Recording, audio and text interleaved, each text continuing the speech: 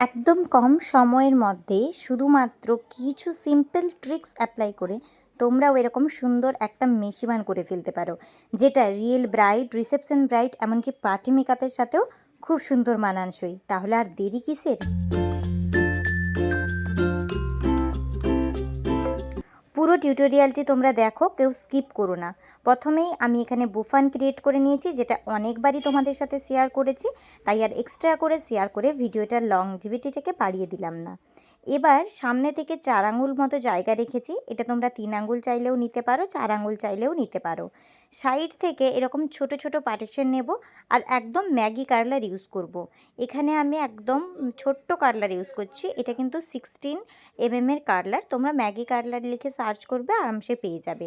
এবার কার্লারের যে রডটা আছে সেটার চারিদিকে পুরো হেয়ারটাকে ভালোভাবে এরকম রোল রোল করে টাইটলি হোল্ড করবে। টাইটলি হোল্ড করলে কি হবে, আমাদের যে কার্লগুলো হবে সেগুলো একদম টাইট টাইট হবে এবং কাছে কাছে হবে, দেখতেও খুবই সুন্দর লাগবে। ঠিক আছে, যত ভালো কার্ল লাগবে তোমাদের হেয়ার স্টাইল তত ভালো হবে। এটাকে আমি কিছুক্ষণ হোল্ড করব, এই ধরো 10-15 সেকেন্ড, তারপর হালকা হাতে এটাকে খুলে দেব। বেশি টানাটানি করবে না, যেমনভাবে পেঁচ দিয়ে দিয়ে করলে সেরকমভাবে পেঁচ দিয়ে দিয়ে খুলবে, তাহলেই তোমরা একটা টাইট কার্ল পাবে।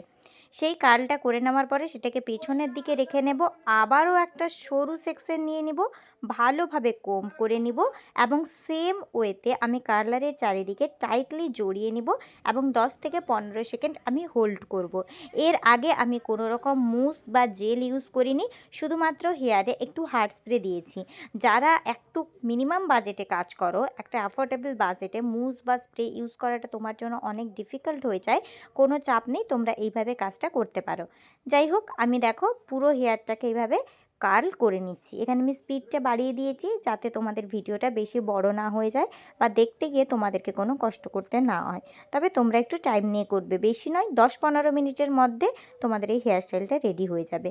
দেখো সম্পূর্ণ কার্লগুলো আমার করা হয়ে গেছে। এবার তোমরা প্রত্যেকটা কার্লকে পরপর এরকমভাবে সাজিয়েও রেখে দিতে পারো, সামনে দুটো ছোটো কার্ল রেখে। এটা যেহেতু ডামি তাই ওর কপালটা একটু চওড়া লাগছিল, কিন্তু এটা রিয়েল হেয়ারে খুবই সুন্দর লাগে। রিয়েল হেয়ারে মেশিবানের ভিডিও অলরেডি আমার চ্যানেলে দেওয়া আছে, যারা এখনও দেখোনি তারা গিয়ে দেখে নাও। তো এইভাবে কিন্তু তোমরা দুটো সাইডে শুধু রেখে সুন্দরভাবে সাজিয়ে সাজিয়ে এটাকে ক্লিপ দিয়ে আটকে দিতে পারো, তাহলে এরকম একটা লুক আসে। আর যদি একদমই মেশিনেজ ব্যাপারটা আরও বেশি আনতে চাইছো, তাহলে সেক্ষেত্রে এই সমস্ত চুলগুলোকে একটা বড় দাঁড়ের চিরুনি দিয়ে হালকা হাতে ছাড়িয়ে নিবে। আমার কথাটা আবারও মন দিয়ে শোনো, হালকা হাতে, বেশি রুটলি টান দিয়ে কিন্তু সমস্ত হেয়ারকে খুলে ফেলা যাবে না। জাস্ট অল্প অল্প হাত করে এগুলোকে সবগুলোকে ছাড়িয়ে নিতে হবে। তাহলে কি হবে, চুলটা এলোমেলো বা উড়াধুরা একটা লুক নিয়ে আসবে, যেটা চুলের মেশি ব্যাপারটাকে খুব ভালো লাগবে এবং ফেসটাকেও খুব ভালো লাগবে। যাই হোক, তোমাদের সাথে কথা বলতে বলতে আমি এটাতে চিরুনি দিয়ে নিই।